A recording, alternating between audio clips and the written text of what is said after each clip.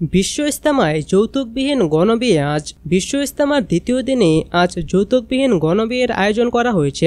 1 ফেব্রুয়ারি বাদ আসর ইজতেমাস্থলে বয়ান মঞ্চের পাশে হজরত ফাতেমা রাদিয়াল্লাহু আনহু ও হজরত আলী রাদিয়াল্লাহু আনহু এর বিয়ের দেনমোহর অনুসারে এ বিয়ে সম্পন্ন করা হবে।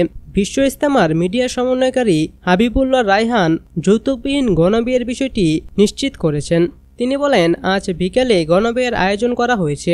বিয়ের জন্য বর ও কনেপক্ষের লোকদের তালিকা সংগ্রহ করা হচ্ছে। তালিকা পেলে বলা যাবে কত জোড়া দম্পতি বিয়েতে অংশগ্রহণ করবেন। গত বছর শতাধিক দম্পতির বিয়ে পড়ানো হয়েছিল। তিনি আরও বলেন, শনিবার বাদ ফজর থেকে পাকিস্তানের মাওলানা খুরশেদ সাহেব বয়ান করছেন। তার বয়ানে বাংলায় তর্জমা করেন মাওলানা উবাইদুর রহমান। সকাল 10টায় খিত্তায় খিত্তায় তালিম হয়। বিশেষ দুটি প্রোগ্রামে ভারতের মাওলানা ইব্রাহিম দেওলা ওলামাদের উদ্দেশ্যে বয়ান করবেন। ভারতের মাওলানা আকবর শরীফ তলাবাদের জন্য নামাজের মিম্বরে বয়ান করবেন। বাদ জোহর ভারতের মাওলানা ইসমাইল গুদরা, বাদ আসর ভারতের মাওলানা জুবায়ের বয়ান করবেন। এরপর যৌতুকবিহীন বিয়ে থাকলে পড়ানো হবে। বাদ মাগরিব ভারতের মাওলানা ইব্রাহিম দেওলা বয়ান করবেন। 2 ফেব্রুয়ারি ফজরের পর বয়ান করবেন ভারতের মাওলানা আব্দুর রহমান।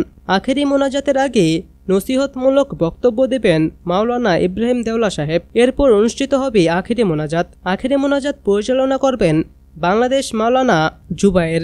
ইজতেমায় অংশ নিতে বিভিন্ন দেশের বিদেশি মুসল্লি ইজতেমা ময়দানে গিয়ে উপস্থিত হয়েছেন। তারা তাদের জন্য নির্ধারিত তাঁবুতে অবস্থান নিয়ে ইবাদত বন্দেগীতে দিন পার করছেন।